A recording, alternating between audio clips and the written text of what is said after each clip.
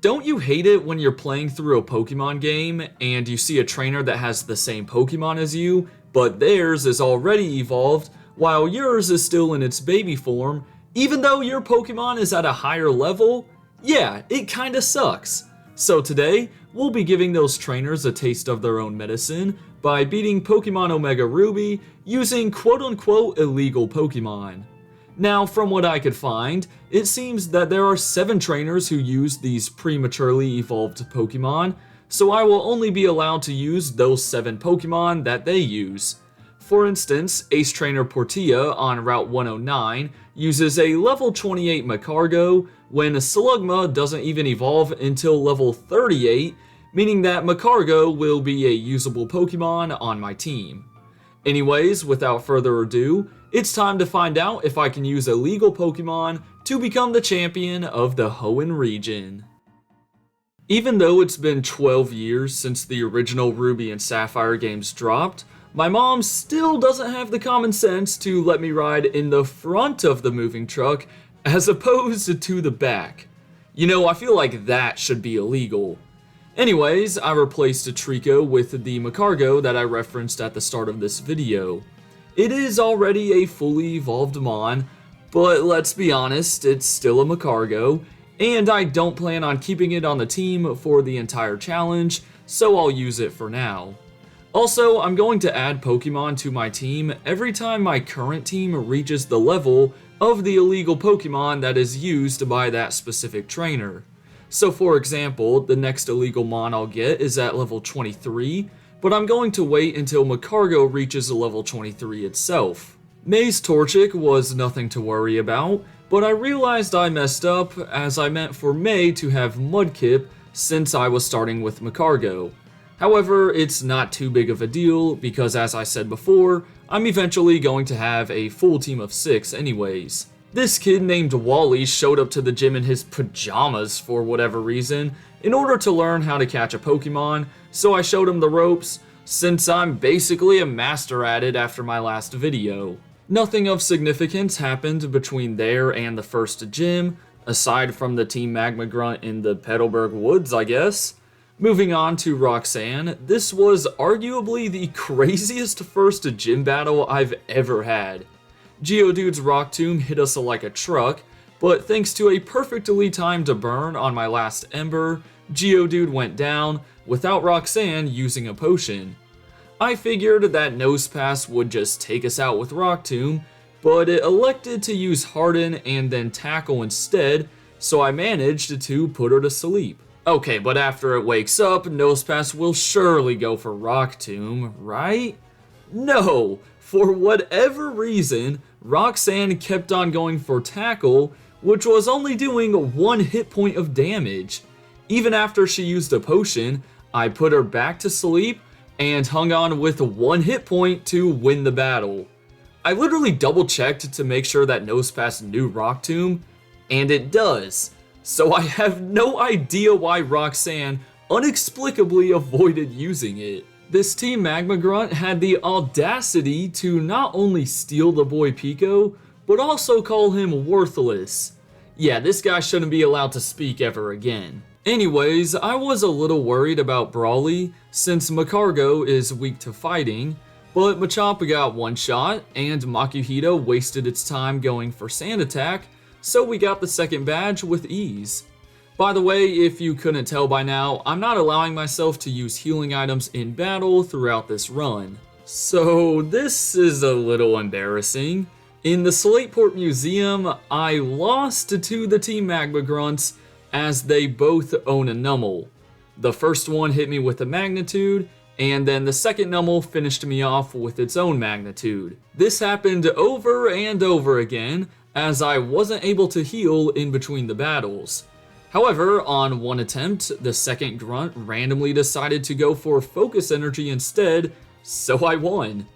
You know, I think I'm the first person to ever lose this battle in Slateport City.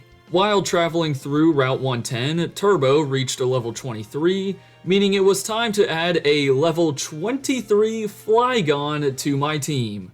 No, I'm not kidding. Erune in Fortree City actually owns a level 23 Flygon. Not to mention, it knows the moves Earth Power and Dragon Claw, which Flygon doesn't even learn until after level 23. And Trapinch doesn't even evolve into Vibrava until level 35. So how in the world did he get this thing? The next string of battles all were relatively simple. May isn't a problem anymore now that I have Jimbo the Flygon. Wally is, well, Wally.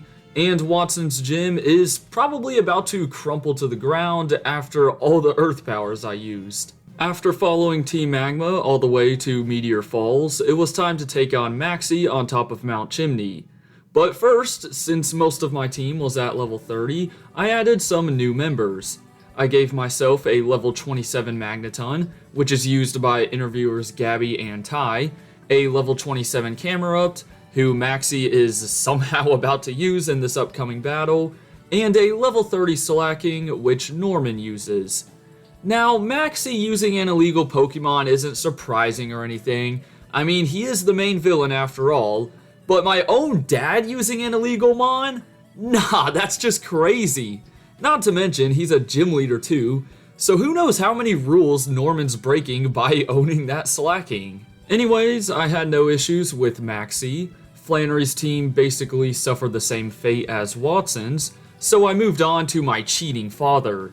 He sent out his first illegal Slacking. That's right, he's got 2 of those things, but it didn't take long for Magneton to knock it out.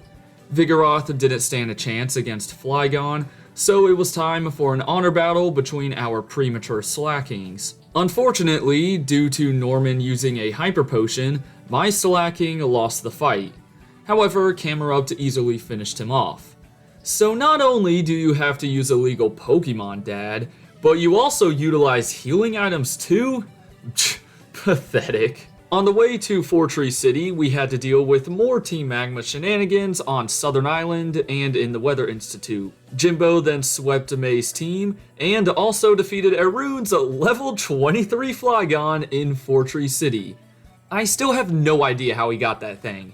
He probably cooked up something in one of his secret bases.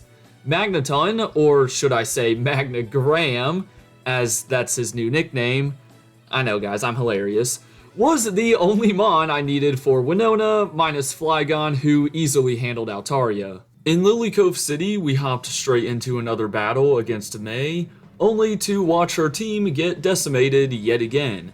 From there, I added my 6th member to the team, which was a level 37 Wailord that was just used in that rival battle. I guess May's so mad from all the L's she's taking that she resorted to cheating. What do you know, on the summit of Mount Pyre, Maxie took the correct orb this time around. You know what? I'm proud of him for being able to realize that he needs the red orb to catch the red Pokemon. Before challenging the 7th gym, I added our final team member, a level 39 Rhydon, which is owned by Ace Trainer Leopold on Route 126. Because I already have Camerupt on the team, I'm going to sadly throw Macargo in the PC in order to make room for this Rhydon. Anyways, Tate and Liza went a lot better than expected. Feint Attack from Slacking hit them pretty hard, and even with the light screen and the sun being out, Wailord was still able to do some nice chip damage, so Solrock and Lunatone eventually fell. With Tate and Liza out of the way, there were only a few more major battles before the Elite Four, beginning with Maxie. His team was pretty easy to defeat though, as even Rhydon was able to OHKO his Mega Camerupt thanks to a critical drill run. My boy Magneton completely obliterated Wallace's team, aside from Whiscash, who was dealt with by Flygon. So the only person standing in between us and the Pokemon League was Wally.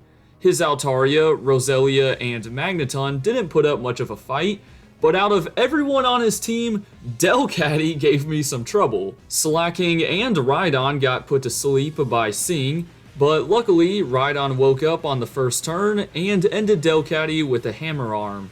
Last out was Wally's Mega Gallade, who did manage to knock out Jimbo, but Wailord came in for the cleanup.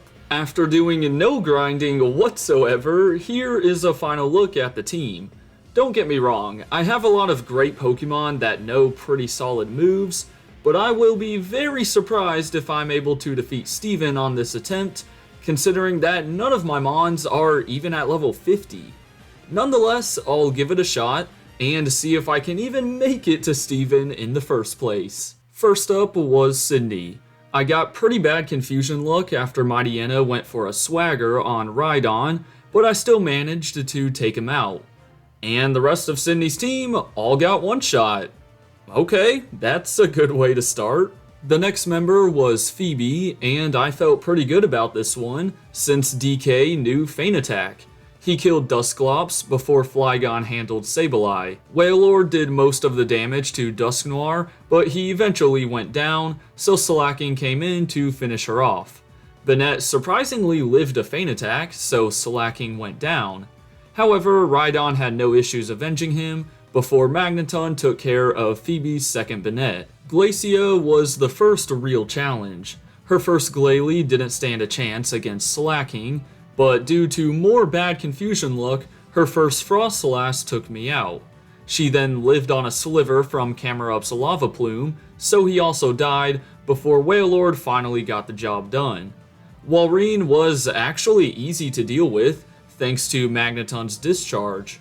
Her second Froslass KO'd Wailord, but Flygon outsped and got the kill.